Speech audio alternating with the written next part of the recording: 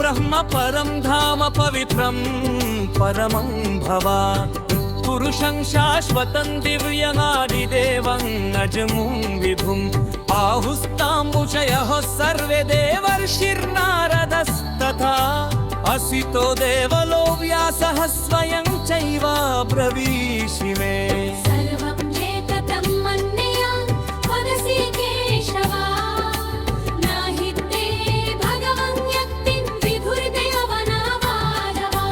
ಅರ್ಜುನನು ಹೇಳಿದೆ ನೀನು ದೇವೋತ್ತಮ ಪರಮ ಪುರುಷ ಪರಂಧಾಮ ಅತ್ಯ ಪವಿತ್ರ ಪರಮ ಸತ್ಯ ನೀನು ನಿತ್ಯನು ವಿಗ್ಗಡು ಆದಿ ಪುರುಷನು ನಿನಗೆ ಹುಟ್ಟಿಲ್ಲ ನೀನೇ ಅತ್ಯಂತ ಶ್ರೇಷ್ಠನು ನಾರದ ಅಸಿತ ದೇವಲ ಮತ್ತು ವ್ಯಾಸರಂತಹ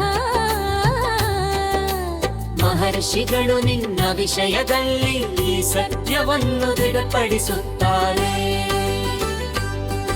ಈಗ ನೀನೇ ಇದನ್ನು ನನಗೆ ಹೇಳುತ್ತಿದ್ದೀಯೇ ಕೃಷ್ಣ, ನೀನು ನನಗೆ ಹೇಳಿರುವುದನ್ನೆಲ್ಲ ಸತ್ಯವೆಂದು ಸಂಪೂರ್ಣವಾಗಿ ಒಪ್ಪಿಕೊಳ್ಳುತ್ತೇನೆ ಪ್ರಭುವೇ.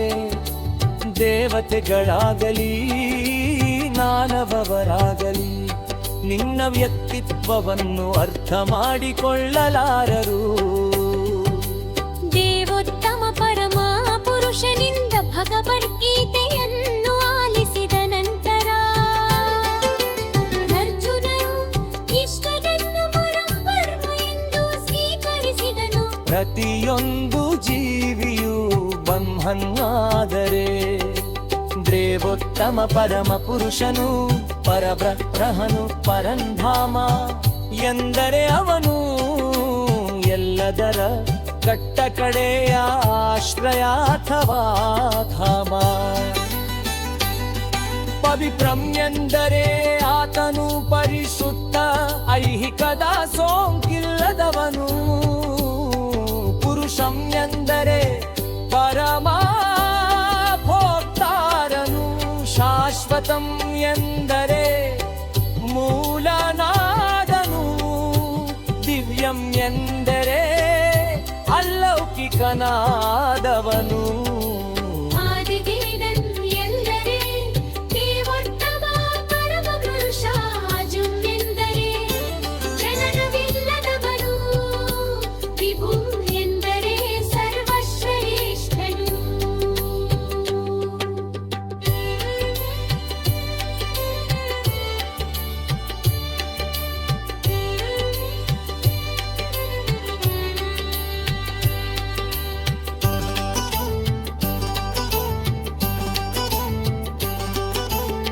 ಕೃಷ್ಣನು ಅರ್ಜುನನ ಜುರೆಯನಾದದ್ದರಿಂದ ಅರ್ಜುನನು ಅವನನ್ನು ಹೊಗಳಲು ಇದನ್ನೆಲ್ಲ ಹೇಳಿದ ಎಂದು ಯಾರಾದರೂ ಭಾವಿಸಬಹುದು.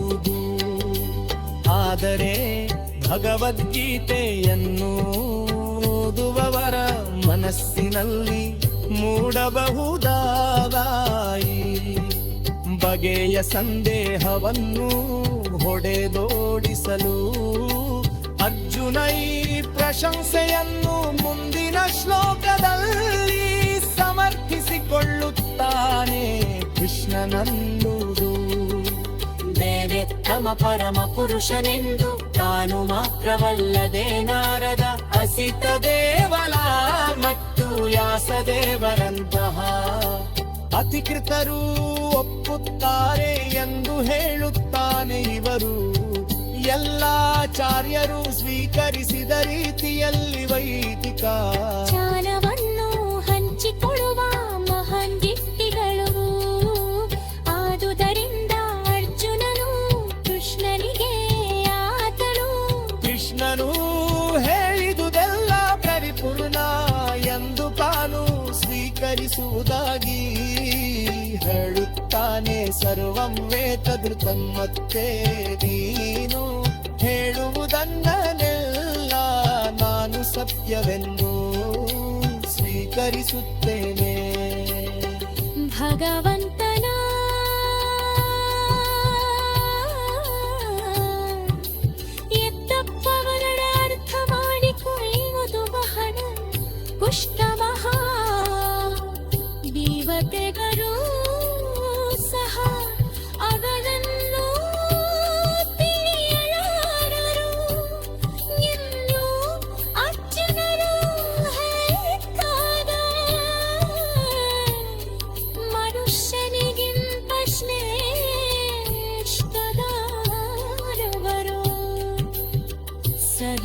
ಬಂದ